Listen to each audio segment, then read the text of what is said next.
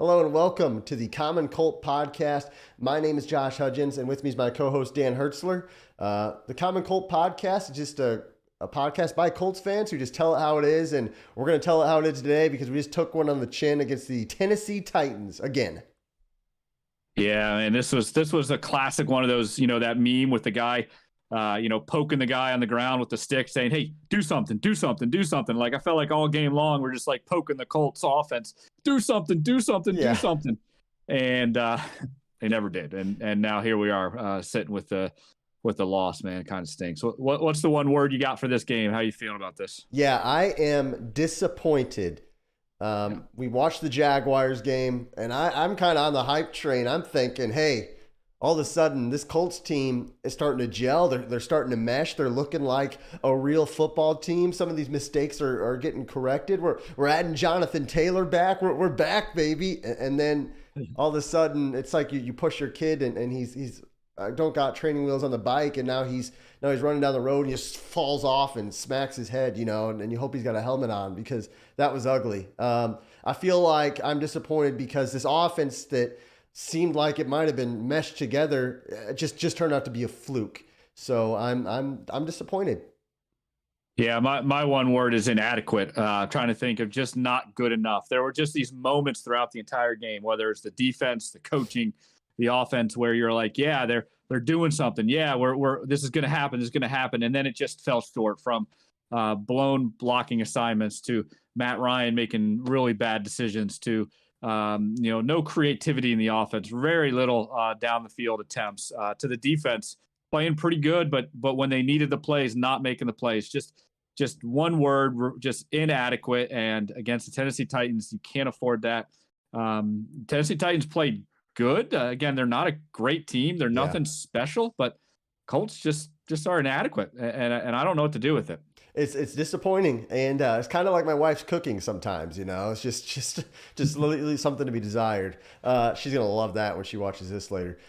So we've been giving out the game ball the last few weeks, and it's been fun to hand out the game ball when we win. But we also have a game ball for when we lose, and it's the we haven't quite named it yet. It's either going to be the Curtis Painter game ball of the week or the Carson Wentz game ball for when they lose. Maybe maybe you guys comment what it should be called, but I'm going Curtis Painter for now. Who are you giving your Curtis Painter game ball award to for the Colts losing this game? Yeah, I got to be fair, man. And that's part of what we are here as the Common Colts Podcast. We're fair when it goes well. We're fair when it goes not so well. And I've been on the Matt Ryan train. I think he's been playing really well. I said he wasn't washed up. I think he won the game last week. He didn't do it today. He was not good today when they needed him to be. I don't know if it was part game plan or what, but he looked scared again back there. He looked like he was looking for the check down. Like he not only like going through your progressions, but he was actually looking for the check down. And you can't run an offense that way. And two really bad decisions. One of them I'll share in a second, but the second one, he had those happy feet. He's moving around, and last minute he just decides, oh, there's a guy, I'll throw it. Doesn't even look, and gets picked off. So I got to give that the Chris Painter award, Chris Painter ball to Matt Ryan. Yeah, and are you? You're not blaming the offensive line as much. You're directly putting the blame on Matt Ryan. Well, again, I think across the board it's just inadequate. So there were some things with the offensive line for sure, but. Again, the buck kind of stops and starts with Matt Ryan. We praised him the last 2 weeks. He won the game against the Jaguars. I got to be fair, and I got to say, hey, you didn't win the game, and the mistakes were on you. I'm taking my game ball and I'm tossing it to head coach Frank Reich. They started off slow again, flat, and then I look at the box score after the game and I look and I'm like, Paris Campbell, nice, 10 catches. He got fed the ball well. Michael Pittman, 6 catches. Jonathan Taylor catching passes out of the backfield, but we threw it 44 times. And Jonathan Taylor only had 10 carries for 58 yards. Jonathan Taylor easily having his best rushing game of the season, nearly 6 yards per clip, and you only handed off 10 times. These are the games when you actually feed Jonathan Taylor. And I think that's the knock on Frank Reich is, I think the game plan was obviously let's spread the ball around, let's pass it, let's get these checkdowns to the running backs, and let's do that. But I think we need to course correct in these games. And okay, hey, the run game's working. Let's run it. Let's run. It's working. Yeah. And that didn't happen. Yeah. And again, I'm the one. Hey, I'll stand up and admit I'm the one that said go pass, go pass, go pass. But to your point, there's part of that where you have to adjust in games. So now you got the double whammy with Frank Reich. Another slow start. Okay, offense doesn't put up any points. Whole first half. We said earlier, you can't fall down, you can't fall back, and then they're playing tight on the checkdowns. They're playing those intermediate passes, and to your point, no adjustments, nothing different with Taylor, nothing different trying to hit some shots deep. It just feels like Frank Reich is going into every game saying this is what we're going to do, and we're going to do it regardless of what, and he's getting out coached. He is, and it's disappointing because this Titans team just does not feel like they're a great football team. And I don't know what that makes us then. But when watching the game, we like to, sometimes I like to blame one play or say, oh, if this went different, maybe the game goes different. What play to you was kind of that game-changing moment? Yeah, to me, it's the pick six because I think you saw everything wrong right now with the Colts. The Titans gave a look of an all-out blitz. And they didn't pick up the outside rush. He had a free rusher right in Matt Ryan's face. Yeah. Matt Ryan panics in that, throws a quick out. It looks like the receiver didn't get the read or didn't read it the right way because he didn't break on it. The Titans defender breaks on it, picks it off, returns it to the house. Now instead of down 3-0, potentially maybe getting some points there, they're down 10-0, and we're right back to where we've been all season. I think that play right there sums up the inadequacy of the Colts offense. You can blame Ryan, you can blame the receiver, you can blame Frank Reich. I give it to them all. I blame them all. And in that moment, that's the play that changed the game. For me, it's got to be they just had a touchdown in the third quarter. It was the best drive of the game for the Colts by far. Matt Ryan throws a nice ball to Paris Campbell in the end zone, and they start off and they hold the Titans to a quick 3rd and 10, I believe it was. And the Titans are still at their 25-yard line roughly. And Tannehill throws a check down as he normally does. And it looks like it's going to be bottled up. Zaire Franklin has the tight end, Austin Hooper. And he just kind of misses the tackle. Hooper gets the first down, and then the Titans drive downfield, get a field goal, and it makes it a 2-score game in the second half. I think if you get a touchdown and force a quick 3 and out, this game's the momentum swings. You can start running the ball some more, and that just couldn't happen because we couldn't make the tackle. And you're missing a guy like Shaquille Leonard on that play, I think. But, man, that one hurt. That one really hurt, I think. Yeah, that one hurt. Even the fourth quarter, they get it to 6, and then they let the Titans go right down and kick a field goal.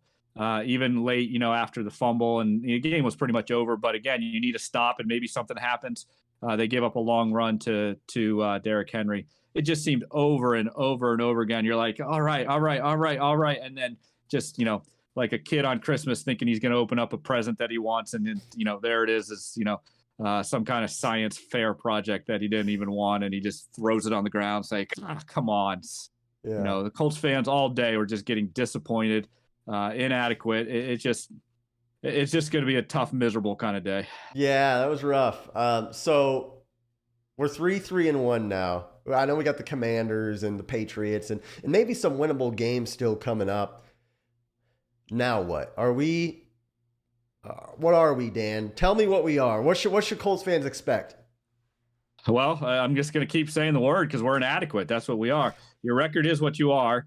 But the good news in all of this, the thing that, I think we can still, wake up tomorrow and the season isn't over yet is because they've got winnable games on their schedule. The rest of the AFC, there isn't a really top 7. There's some really good teams, and then there's some kind of average teams. We're right below those average teams. I'm not saying we're a great team. I'm not saying this is what I think is going to happen, but I think it gives us some hope.